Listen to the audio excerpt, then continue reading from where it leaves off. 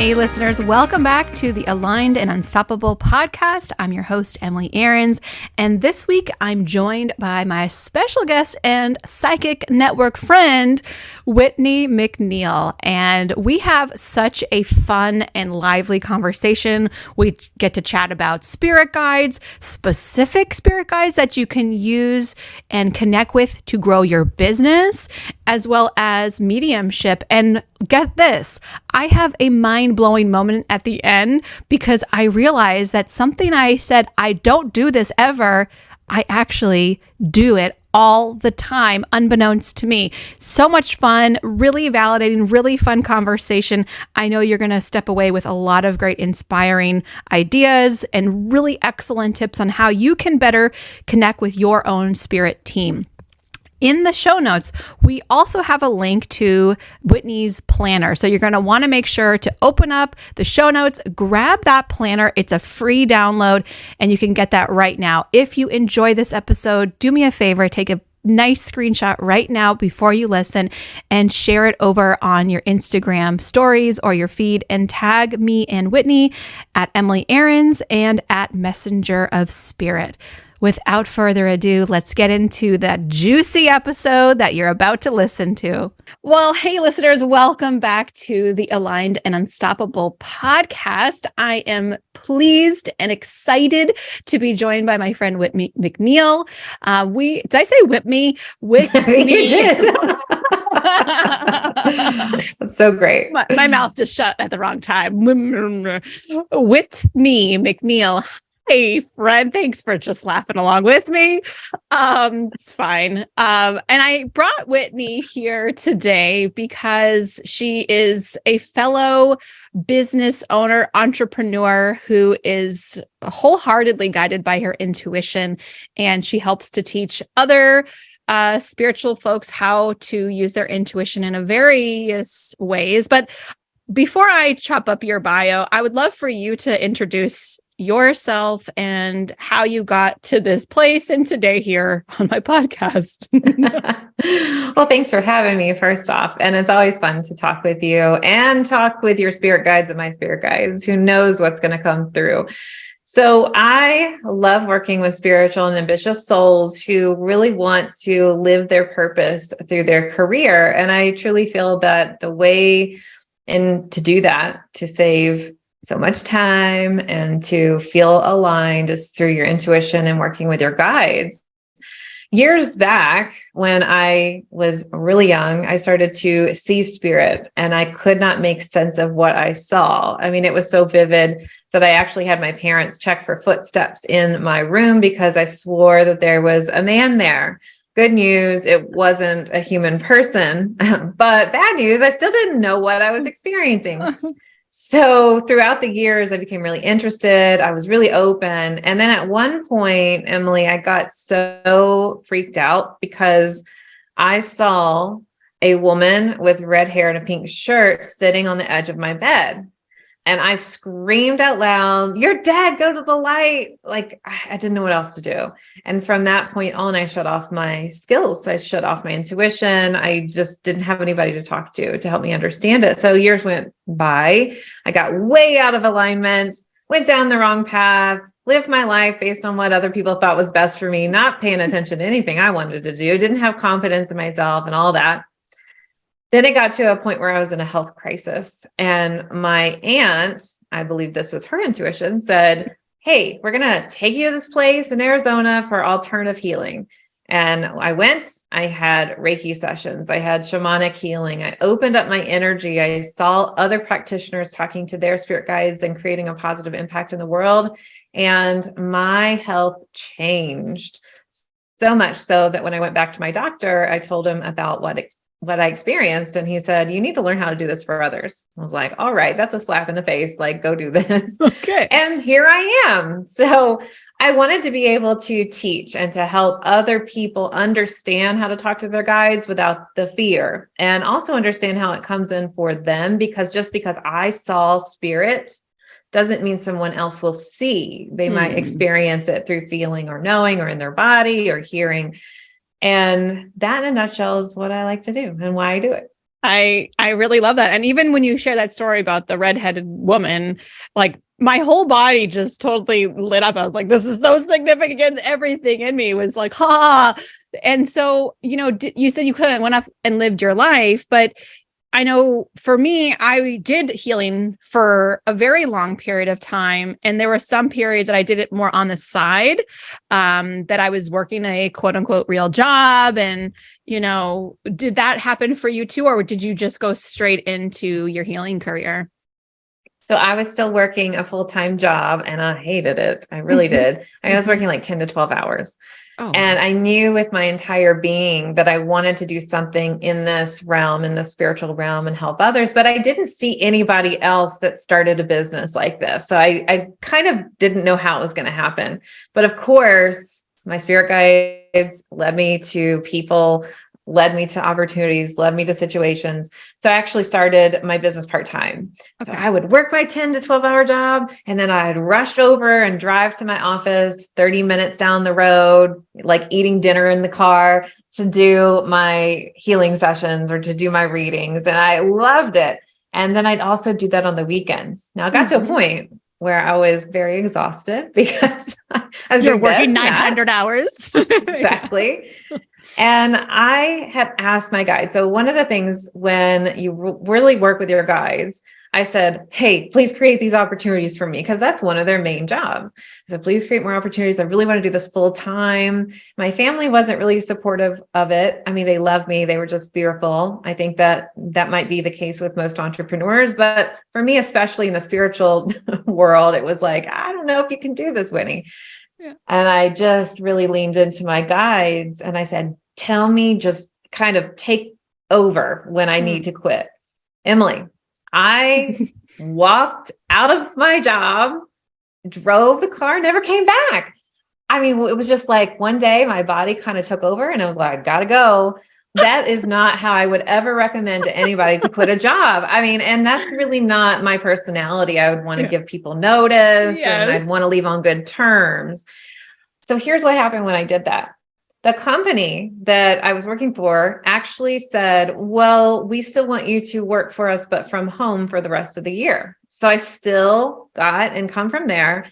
And my part-time business really went full-time literally in a couple of days. Wow. It was like, I don't know if the Google algorithm changed or what happened, but honestly, it's your spirit guides telling you this is your time. Because I had this limiting belief, nobody's going to see me for appointments in the middle of the day. They're only going to see me in evenings and weekends. That was just a limiting belief. Oh, yeah. And I just stopped doing evening and weekend stuff. And then, of course, my business has pivoted and changed. And I only do teaching full time now through classes and programs. But it's so beautiful when you really work with your guides, especially in your business, when you're making those scary pivots, you're making big life changes. Your guides are like, we've got you, just trust the process. It's just us who wants to second guess it and say how it's not going to work when it really will work. Totally. So let's go into guides because, to be able to just essentially speak to your guides and say a prayer, like, please just like make this transition work, is like great in theory for a lot of people. In practice, it's not so clear and cut and dry. And I feel like we have very similar personalities in that way, where like leaping really isn't such a big deal. But for a lot of people who take calculated risks and who are maybe like risk averse, it might seem like, no, that's nice for you. But instead, I think I'm going to overthink it for a little while. So can we talk a little bit about how to make that transition to connect with your spirit guides a little bit more clearly for people who are new at this, and to maybe define like, what is a spirit guide for them if they're new? Yeah. Absolutely. So a spirit guide is a guide that you have this contract with, and you can acquire spirit guides for different reasons. I'm going to just talk about the personal spirit guides we all have. So generally we talk about two to three guides. They guide us, they teach us, and they protect us. And this is in your personal sector.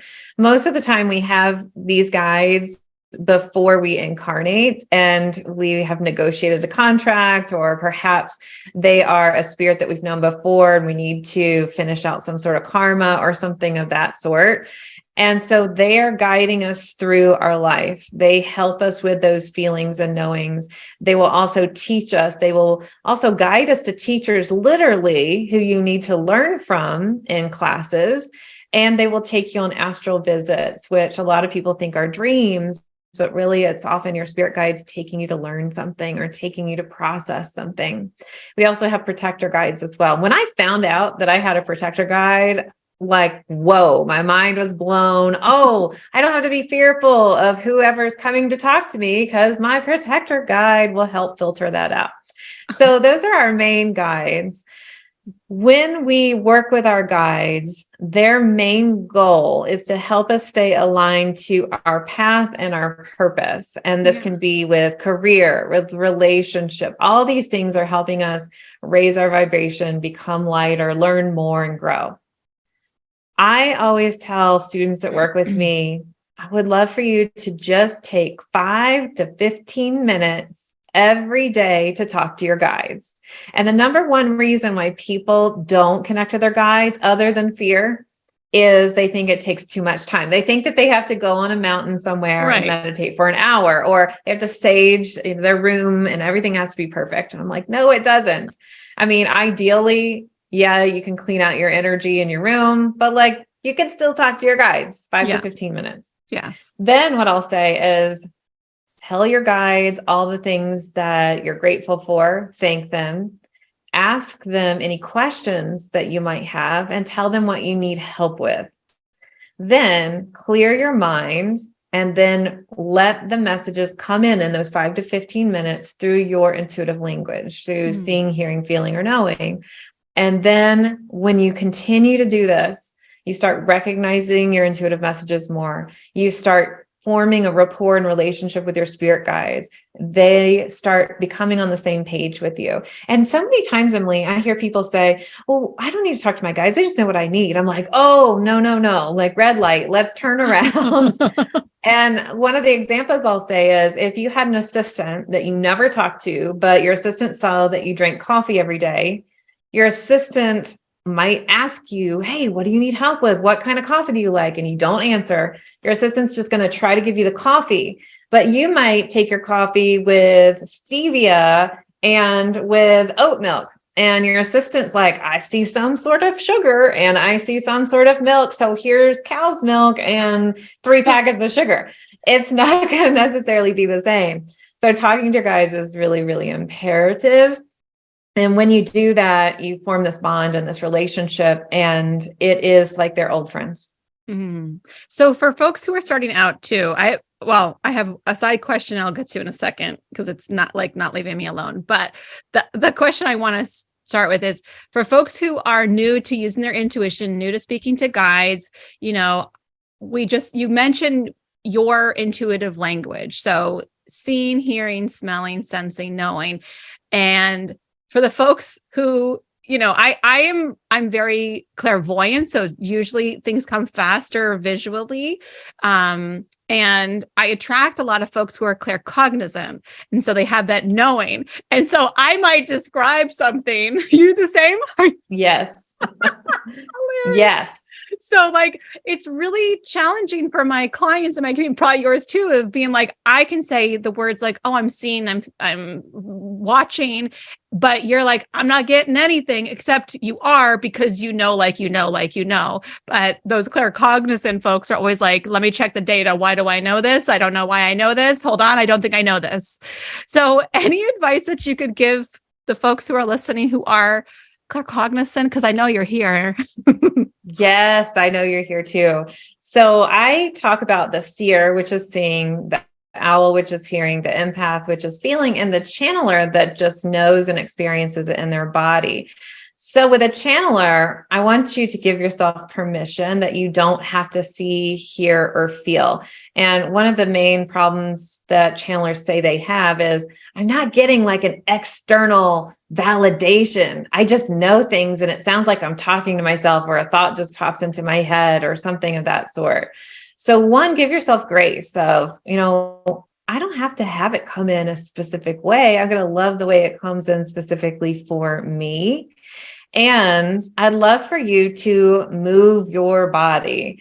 The more you can move your body, whether it's through walking, whether you want to dance for 5 minutes and just kind of get your energy going, breath work, that's going to help you feel more confident and get your energy to flow. And sometimes when I say clear your mind and meditate, it might not work for you. Go walking, like move your body, pace back and forth, as you're listening to the meditation. That's okay as well. Those things help get the energy flowing. But some of the great exercises that I teach channelers is writing. So what I'd love for you to do is when you're talking to your guides, you can ask a question and then just write down the first thought that comes to mind. You can also do this with talking. If you have a voice memo app, then just say the words coming out of your mouth and don't try to make sense of it until later. And this helps your body release the energy and also release the flow. Now, another thing that you can do as a channeler is to use your body as a pendulum. So you're really connected to spirit. So ask spirit a question such as, show me what it is in my body when it's a yes. Show me what it is in my body when it is a no.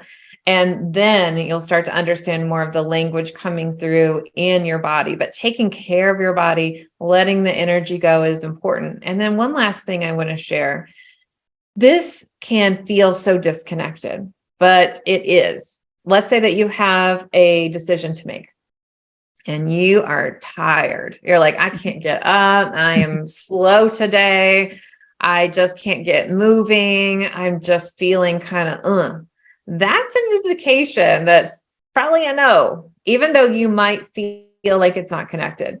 The opposite is when it's a yes, you might wake up and feel so inspired and energetic, like you've got energy going for days. That's when you know, okay, something's a yes here.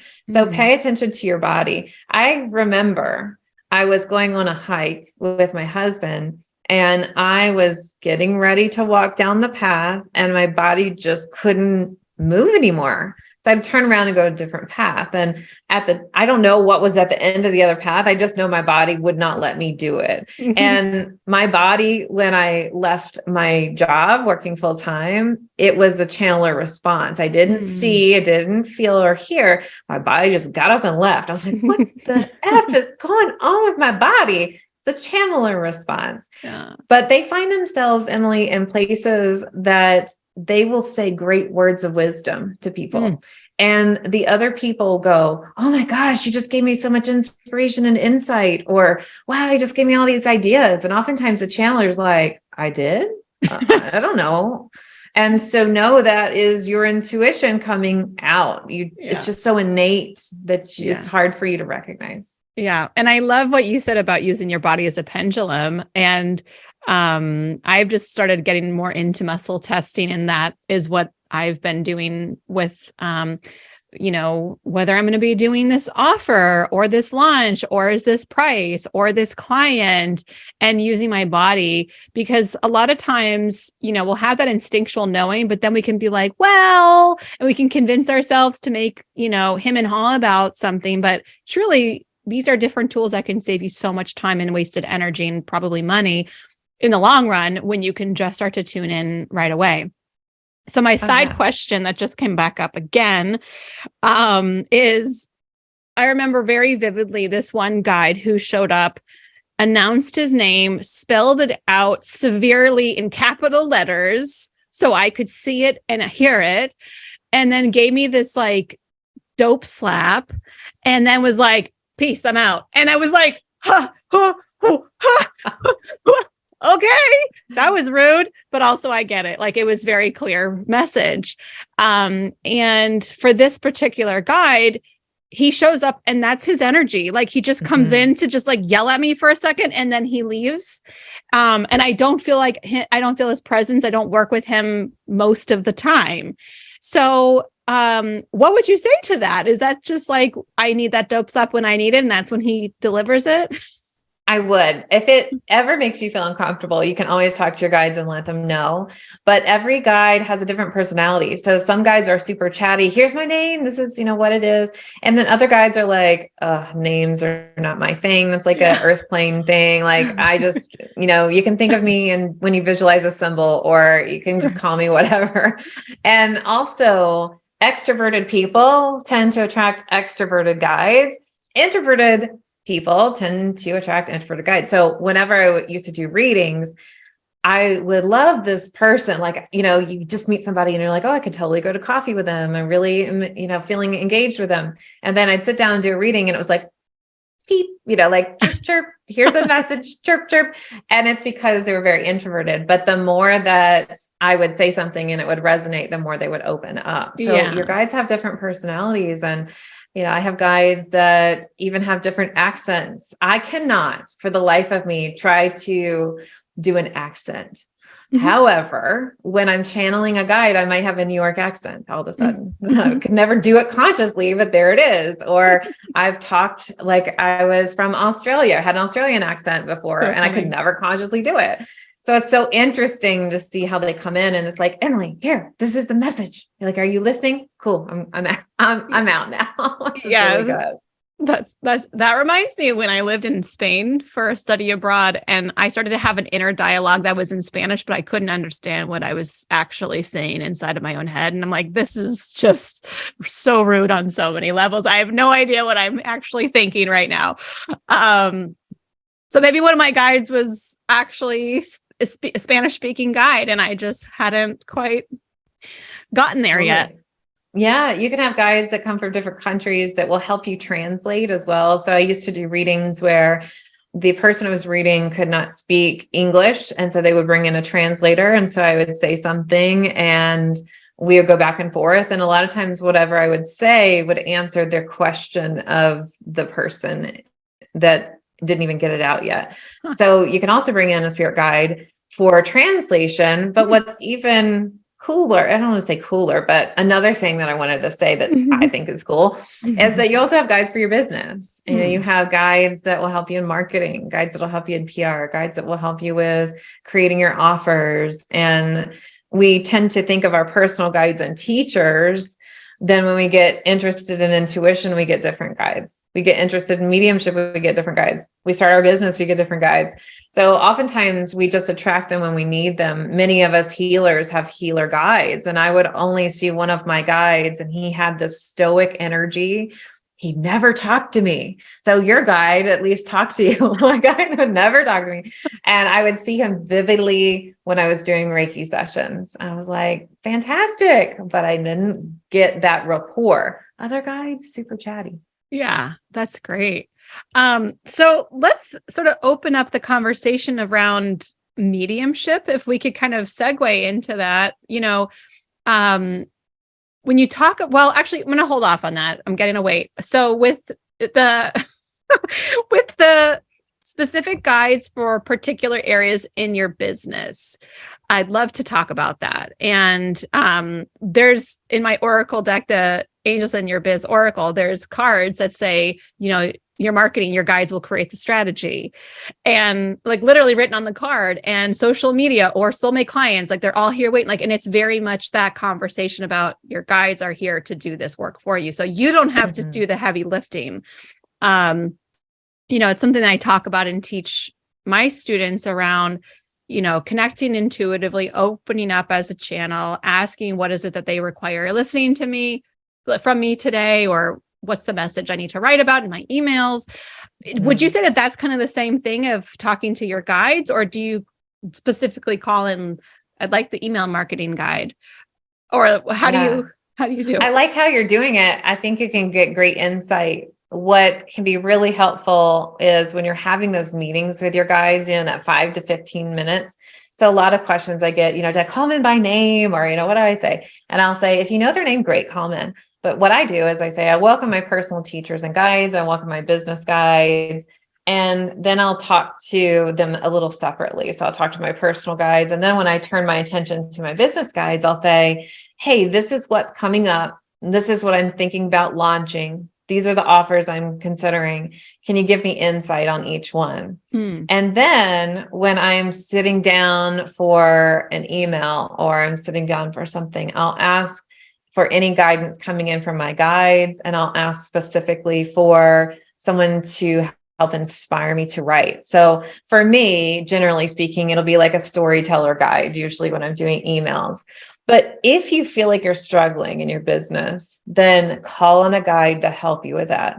So if you say, I'd really love to be on more podcasts, well, ask for a PR specialist in your spirit guide team, and they'll start to connect you or inspire you to reach out to someone or find the right podcast pitcher kind of situation. So you'll start to see some of those gaps that you might feel are missing or that you don't feel very strong in personally. Well, obviously we can fill it with someone that could work for us in our business, but talk to your spirit guides first, because they will give you some insight and help guide you to that person that needs to work on your team or help give you some training on a different area. So I do like to talk to each one specifically, but it's okay if you don't. It just comes in really handy when you start to notice, I'm feeling like I'm not getting as much inspiration in this area. Maybe I need to call in a new guide. So I also am kind of hearing, if you have a more linear, measurable, tangible goal, like I want to get on 50 podcasts this year or whatever that number is, you can reach out to your PR guides and say, can you help align me to 50 or more, the aligned podcasts for me? Yes, okay. Absolutely.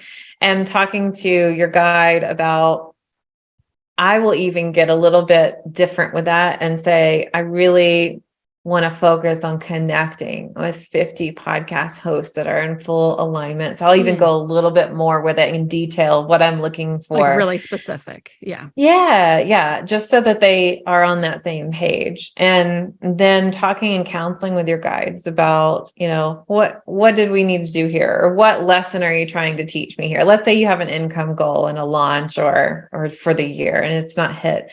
Then you can ask your guides, what am I missing? What did I not pay attention to? Or why did this happen? What's the lesson here? And don't forget to celebrate the wins. Sometimes we get stuck in the negativity place of this didn't work out versus your guides are saying, hey, we're trying to tell you to pivot. We're trying to, put this other offer in front, and you've kind of been neglecting it because you were so hardcore in completing this plan. So I think pivoting is really important. You and I have talked about that with launching in our business and spirit guides. Totally. Well, I love to talk about that because, I know that both of us are very much in that same realm of like, if it doesn't feel good, you literally cannot force us to do it. You cannot. And you were just sharing with me before we recorded, is like you had to make a strong pivot in one of your recent launches, and it does impact your team. And so for the people who maybe don't have a team yet, or who feel really divinely guided to create this offer and to create this launch, and they're doing what they thought they were supposed to do, and it doesn't work out the way that they imagined it, I feel like there is like a real sweet spot here, because I think that a lot of people get, less than results, and then they internalize it and feel really negative. I'm like, I thought I got this right. Why didn't it work out? What advice would you have for folks who are in that predicament? Yeah.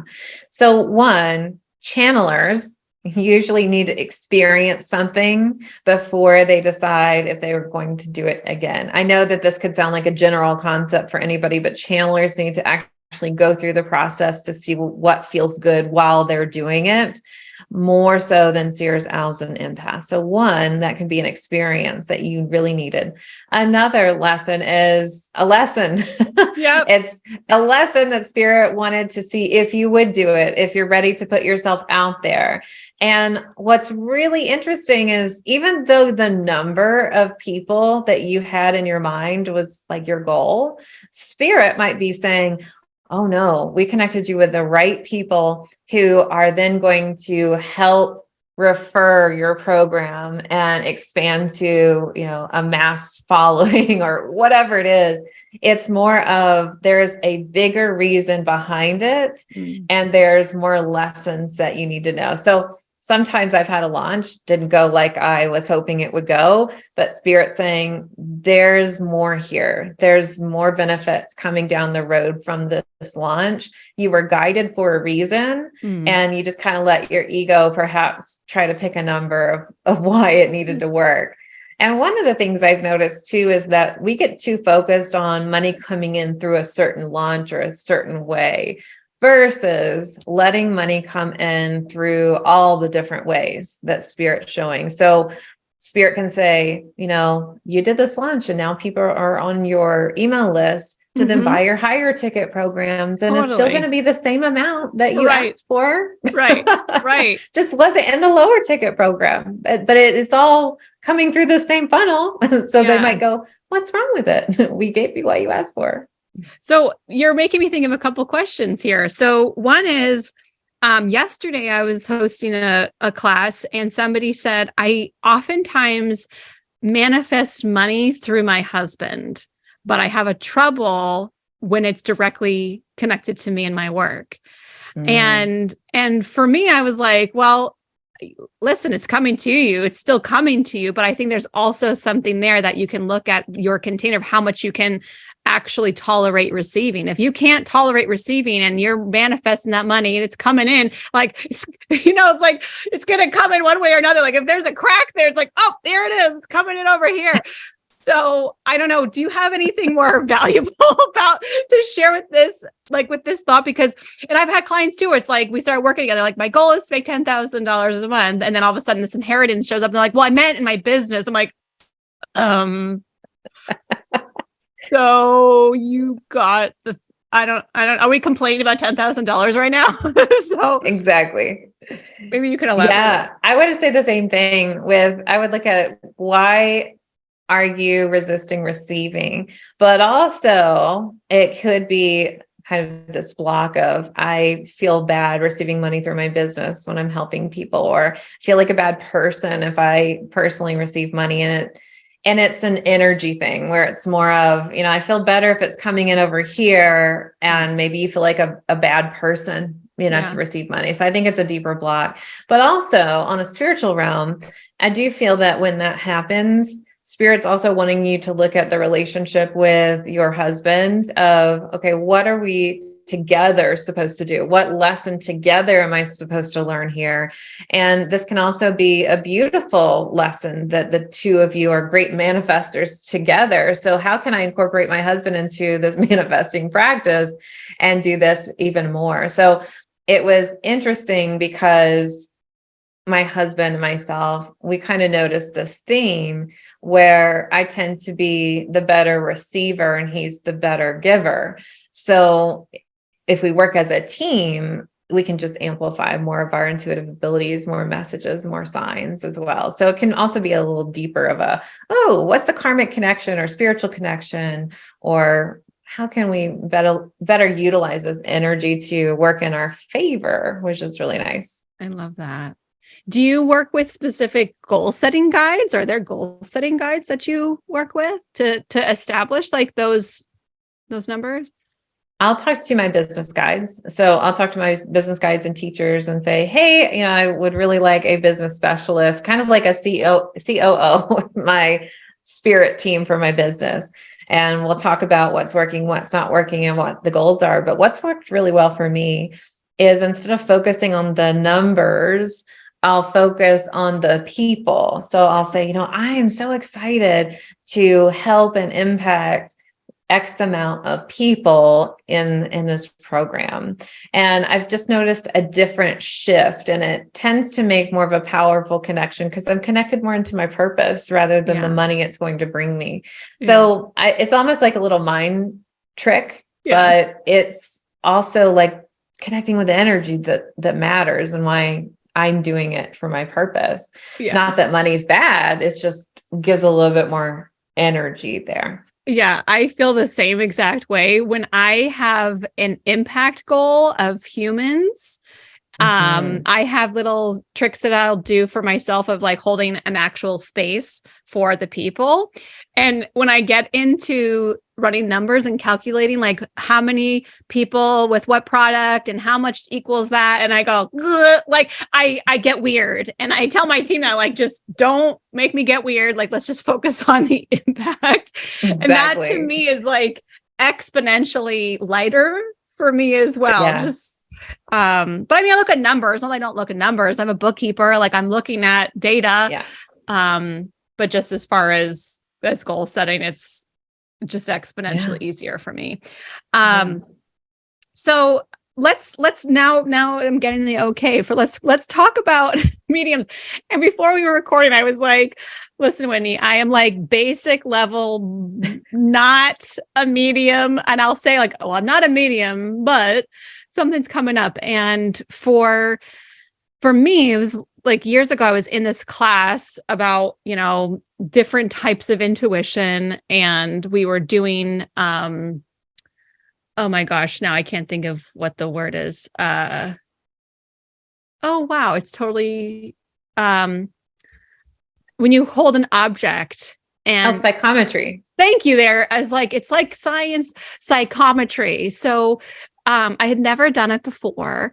And we're in this class of like 25 people in person. And we're kind of paired off. And she has us close our eyes. And then the person we're working with like puts the thing in your hand without looking at it. You just kind of feel the energy. And I was a natural. And at one point, one of the teachers was like, I'm literally watching all of the energy like flowing here. And I was like, wow, I didn't know I could do that. And I felt like that was a real easy way to connect with past loved ones for me. But when I'm in session, I will, and from that, I sort of learned that when I feel and sense and experience past loved ones, I start to taste metal on my tongue. My tongue does this weird thing. And so like, it's almost like I'm licking a battery, and I'll be in session or talking to somebody, and all of a sudden my tongue will start doing a thing. And it's like, hold please. And I'll sort of have to like shift my attention of like, is there somebody here? Hello?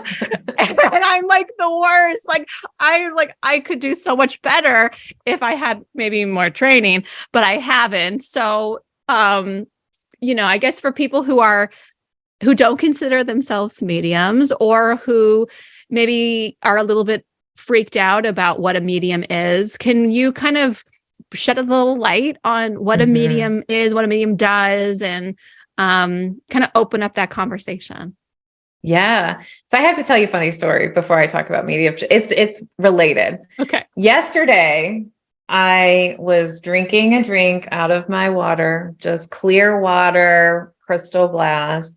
And as I'm taking a drink, I'm smelling and tasting wet dog. I don't have a dog anymore here. And I had this overwhelming feeling to reach out to my friend. So I reached out and I said, I really feel like your dog is in spirit. And she used to love to go in the pool with her dog. I was like, I really feel like your dog's, here. And she had lost her dog a couple months ago. Well, I didn't hear back from her for several hours. And she said, at the time that you sent me that message, I was helping my other dog transition into spirit. And it was such a beautiful message because that dog had come in to help her other dog at the same time. So we do get messages through tasting and smelling, but it seems weird, right? Oh, yeah. But anyway, beautiful message. So I just wanted to say, if you're out there listening and you're like, I got some weird stuff going on, it definitely does happen. Yeah. And Emily, I think it's really great that you get the calling card of doot, doot, doot, loved one in spirit here. We're ready. So mediumship, a lot of people think mediumship is just talking to loved ones in spirit, but it's not. So mediumship is talking to spirit guides. It's talking to loved ones in spirit as well. But generally speaking, the way I teach is you can talk to your loved ones through your guides, and they can give you information about past, present, future, health, career, relationship, and whatever's going on with your family that's past or friends. The key definition of mediumship is the act of delivering spirit messages to others. So the key is that you need to relay messages to somebody else. Intuition is the act of connecting to loved ones and spirit guides, but for yourself. Mediumship will be delivering to others. So a lot of people in their business, when they say, Whitney, I want to talk to their spirit guide, my spirit guides to help my clients, to give more insight into what's going on. That's literally mediumship. Like you're giving a message right there. It's just, okay, we're stopping. No, you're watching my head being blown away right now. What? I'm like, so what I've been doing is mediumship because I'm delivering messages for my clients. Okay. Yeah. And the difference is like psychic, for instance, is you connecting to somebody's mind. Mediumship is you talking to spirit and delivering messages from spirit to them. So yes. And, we think of mediumship as the formal way, and you can definitely do it the way that I built my business. And I went through 2.5-year mediumship training, and people can still be mediums without training, or you could just, talk to spirit and give messages while you're like, I have friends who get messages in their counseling sessions so they know what next questions to maybe ask, to better help people. So that's how it can flow into with mediumship. But when someone gets really interested about their loved ones in spirit, which I'm going to hone in on, or by the way, pets in spirit, that's a thing too. Totally. You just need to ask for a loved one in spirit specialist. And your loved one and spirit specialist will go out to find the loved one in spirit that the client wants to talk to and will help you. And generally speaking, that loved one should be able to come in about 85% of the time in a reading or in a message. They can't come through all the time for other reasons, but most of the time they can. If you wanted to talk to pets in spirit, you can get a pets and spirit specialist. So there's all these different guides to help you. And one of the things I really feel guided to share is a lot of time mediums have trouble delivering the message. They're like, I'm seeing a red dot, and a purple triangle, and I'm feeling this, and I know this, and I don't know what it means. So ask for a delivery specialist. Your delivery specialist is like the coordinator and organizes all the messages so it comes down the pipeline or down the conveyor belt. So you're like, I'm seeing this and this is what it means. I'm seeing this and this is what it means. So the more spirit guides that you can work with, the more understanding that you'll have. Of course, you don't want to ask for guides that you don't need, but it helps make things more organized. And the delivery specialist can give messages that are even hard to deliver. So if there's something that needs to come through and you're like, oh, I don't know how to say this, they can help you with the delivery of it too. I love that. I'm also hearing just, how specific you're calling in these guides for these specific tasks, which makes complete sense as well. I really love that. Think about it like your team on your business. You have somebody for this and for that. And in your personal life, right, you have a doctor that you go see, you have a friend that you talk to, you have a teacher that you're learning a certain thing from. So in spirit, the thing is, I kind of demystify the spirit world. I think a lot of people want it to be a little bit more mystical. I know. I'm the same way. I'm like, it's just the thing. It's fine. It's spirit. So you can work with that. So I think with your mediumship team, the 3 things they want to say is loved ones and spirit specialist, delivery specialist, and ask for a coordinator to help you with organizing all the messages to come through and to organize it, especially if you're going to be giving readings or messages in your business. Those are 3 guides that you probably want to ask for if you don't feel like you already have. But sometimes we already attract them. I've always been interested in astrology. So when I started giving readings, I'd be like, there's a Leo in your life that, is a male around this age range. So it was just really interesting to see how that came through. That's so fascinating. Well, this has definitely been insightful for me, knowing that apparently when I say I'm not a medium, I'm totally full of it because, in fact, I'm giving information. But that's okay. This is fine. I also love the story that you shared about the message from the dog, and something that reminded me just recently, a friend of mine just had a baby. And one day I was thinking of her. She'd come over like a few days prior. And I was just thinking about her. And I said, you got this. You are amazing. And you so got this. And the next day I got a text message from her. She's like, oh my gosh, you're so intuitive. I was literally in labor at that time when you texted me. And Oh, wow. I was like, wow, what the, like, it's so, like, it doesn't get old. And I'm always delighted to have those confirmations. But I will also just say to people, we don't always get those confirmations, and it doesn't invalidate the messages that we get. And especially like through my certification, this is part of the process of teaching people, just trust implicitly. If you are getting that pink dot and circle and whatever, you're like, okay, so maybe I am having difficulty right now, but maybe that does make sense later for them, or maybe it will click a little bit later for you and you can give a more clear answer. I was just watching my students' practice sessions from over the weekend, and one of them said, the one thing I want to share with you is before the session, I got this really strong image of a maple tree and all the leaves were bright red. And I'm not really sure what that says, and then she just went into this full channeling, and it was like, listen, lady, like, give yourself some damn credit. And then her client on the other side is like, well, first of all, I have maples in my house and I love maples and it's my favorite time of the year when they turn this color, blah, blah, like all this validation. And it's like, okay, can we just like stop the I don't knows? Like, yes. This is, it's okay. You got this. And I think, I'm sure you see that with your students too, is like, I'm not sure what this means, but blah, blah, blah, blah, blah, blah. And they just open up this incredible dialogue that is so like, you can feel all the energy with it. Oh yeah. And the great thing is when all that energy comes out, the reason a lot of my students feel like they don't trust it is because it's so easy. Like they're expecting it to be hard, or they're expecting it to be this booming voice that comes down like, hello, this is what it is. And it's like, no, just go with it and go with the flow. But I did want to share a tip. So if you're out there and you feel like I got the pink dot, I don't know what it means. What I'd invite you to do, especially if you're a channeler, but I'm going to invite you to, instead of kind of squinching up, because that's what happens when somebody's like, well, I don't understand that. What does it mean? Or you don't understand it.